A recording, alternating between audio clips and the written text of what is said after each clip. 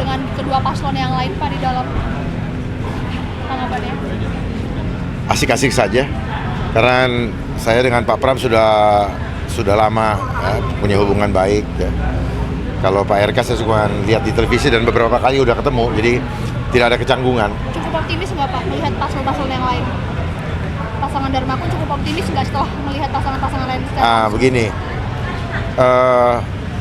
siapapun yang nantinya jadi gubernur, buat saya, yang penting satu, tolong titip,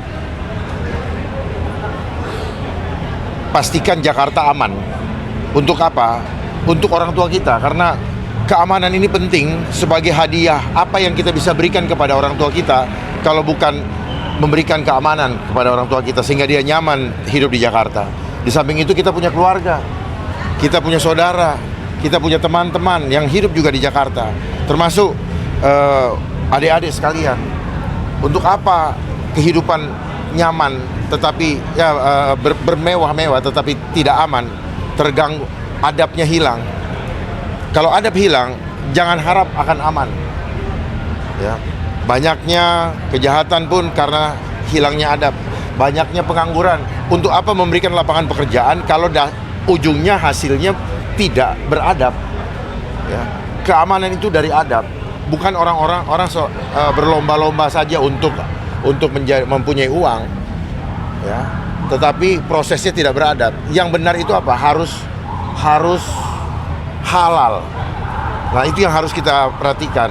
Prosesnya harus halal. Tidak baik juga kalau kita memberikan cuma-cuma tanpa hasil dari tangan kita sendiri.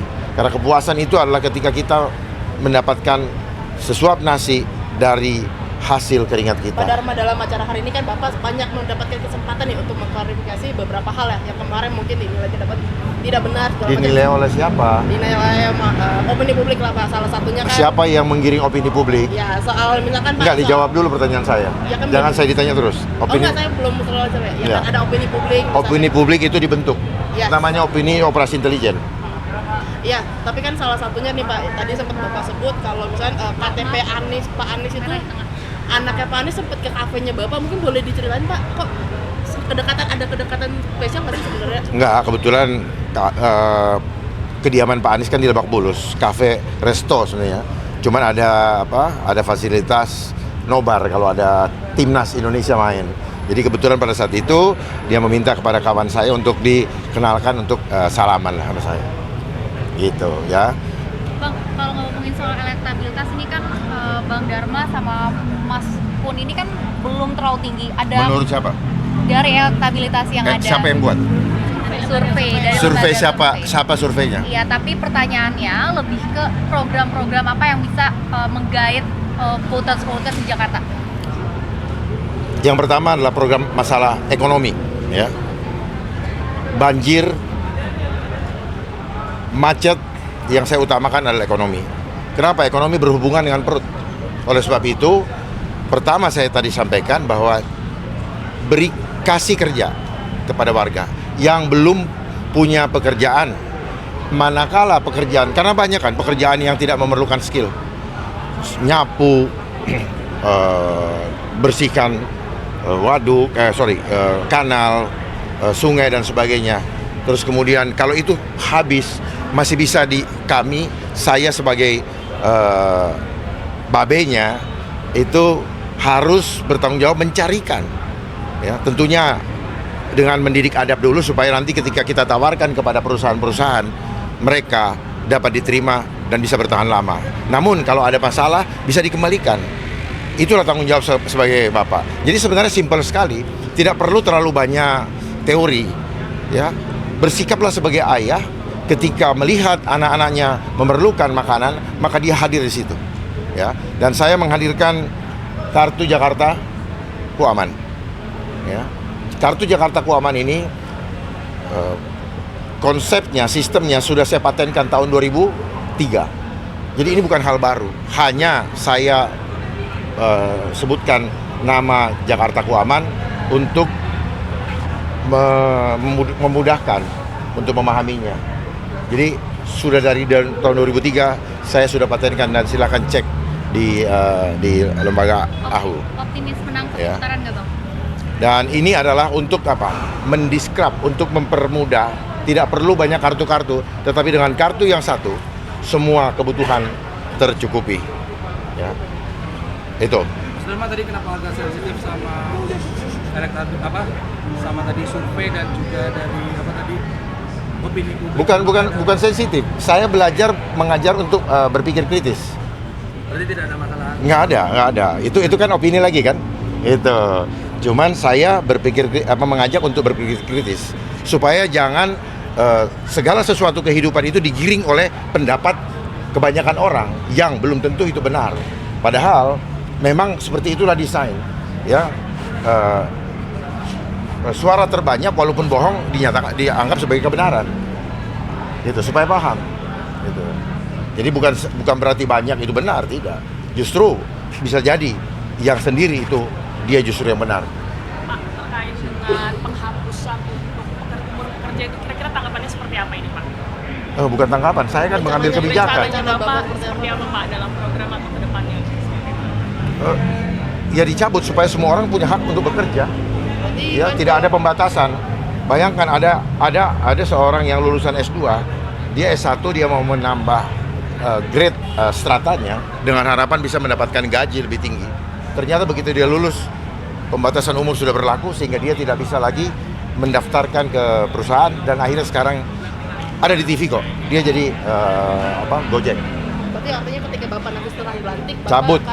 akan langsung Nah, pertama, dalam minggu pertama, saya akan menginventarisir kebijakan-kebijakan mana yang pro rakyat dan yang tidak pro rakyat. Yang tidak pro rakyat maka akan saya anulir, gitu. Karena saya ada untuk rakyat. Jadi kalau saya tidak memikirkan rakyat, ya ngapain saya sekarang ada? Bersusah payah, tidak tidur siang dan malam, datang ke sini. Kan begitu, makanya saya mengajak kepada kawan-kawan, mari sama-sama gunakan kendaraan politik ini dengan gratis yang sudah kami persiapkan tanpa biaya apa-apa, hanya dengan nawaitu untuk memperjuangkan keselamatan keluarganya, bapaknya, keluarga, saudaranya, dan teman-temannya. Mari sama-sama, karena hanya dengan persatuanlah kita bisa merebut kemenangan untuk melindungi keluarga orang tua kita yang kita sayangi. Terima kasih. Ya, hari ini adalah acara yang terakhir bagi saya, walaupun sebenarnya masih ada satu janji lagi, tapi karena acara ini sudah berlangsung sampai larut malam, dan menurut saya acaranya cukup mengembirakan, cukup memberikan informasi-informasi, karena ini baru pertama kali secara terbuka para calon menyampaikan kepada publik. Dan saya merasa happy, merasa bahagia karena apa yang menjadi pikiran saya mudah-mudahan bisa diterima dengan gampang dan mudah bagi para warga Jakarta. Mas, ini kan kalau dari survei ini kan pasangan Pramono Rano ini menaik, tapi memang kalau dilihat dari Gen Z atau kalangan muda ini masih kecil suaranya. Ya, ada kampanye-kampanye ya, atau program seperti yang sudah saya sampaikan sebelumnya. Yang pertama, survei ini diambil 2 minggu setelah saya bersosialisasi yang dulu tidak pernah. Sehingga dengan angka yang kemudian di poll tracking mendapatkan 31, berapa itu, saya pribadi aja terkejut dan luar biasa bagi saya pribadi. Saya berpikir mungkin mendapatkan angka begitu sekitar 1 bulan atau 1,5 bulan, tetapi lebih cepat daripada yang saya perkirakan. Dan kalau dibandingkan dengan LSI yang disampaikan oleh Bung Jayadi udah naik 3%, artinya dalam 1 minggu itu bisa naik 3% kan lumayan. Dan saya meyakini apa yang saya lakukan dengan Bang Dul sudah on the right track. Nanti kita lihat aja kalau mudah-mudahan akan ada lembaga survei yang membuka kembali. Kalau angkanya saya naik lagi, artinya apa yang kami lakukan itu sudah benar. Dan saya yakin akan naik lagi. Oh, ada yang di garis bawah ya dari yang disampaikan dari calon-calon lainnya tadi? Ya, menurut saya apa yang disampaikan yang paling penting adalah warga Jakarta bisa memilih dari situ. Misalnya apa yang ditawarkan pasangan nomor 1, nomor 2, dan nomor 3, dan itu menjadi pilihan yang bisa dipersandingkan. Walaupun tidak ada debat dalam acara ini, tetapi kan apa yang menjadi gagasan, pikiran, termasuk saya pribadi yang lebih menekankan urusan lapangan kerja, pendidikan, dan juga kesehatan, itu adalah hal yang kemudian dipersilakan kepada warga Jakarta untuk memilihnya. Mas Mas Pram, Pram tadi setelah kan dalam melihat ada dua kandidat yang lain lagi, ini apakah optimis nantinya bisa menang? Ya kalau saya naik terus pasti optimis. Jadi kalau kemudian nanti katakanlah minggu depan ada lembaga survei dan mengumumkan saya naik, berarti saya udah on the right track. Karena memang persoalan saya hanya satu, waktu. Makanya saya kerja keras untuk itu. Mas Pram, tapi kan di dalam salah satu sesi tadi Mas Pram sempat bilang mau bisa lebih tegas dari Pak Ahok. Ini mungkin boleh dijelaskan tegas dalam Mas Jadi Pram? cara dalam mengambil keputusan karena apa yang sudah saya lakukan kan terbukti. Misalnya di tempat saya sebelumnya kan saya udah tidak lagi menjadi Menteri Sekretaris Kabinet. Saya adalah yang memulai program yang namanya bisa bekerja dari mana saja. Work from everywhere. Termasuk daycare yang ada di lembaga istana yang dulu tidak pernah ada, dalam era saya menjadi ada, sehingga ibu-ibu yang katakanlah punya anak kecil, kemudian lagi hamil, kewajiban negara untuk menyiapkan itu, dan saya siapkan untuk itu. Inilah terobosan-terobosan yang dilakukan, ya. Mas Pram terakhir, kalau ngomongin soal tadi kan sempat menyinggung soal lapangan pekerjaan. Kalau ngomongin soal lapangan pekerjaan ini tidak jauh dari transportasi.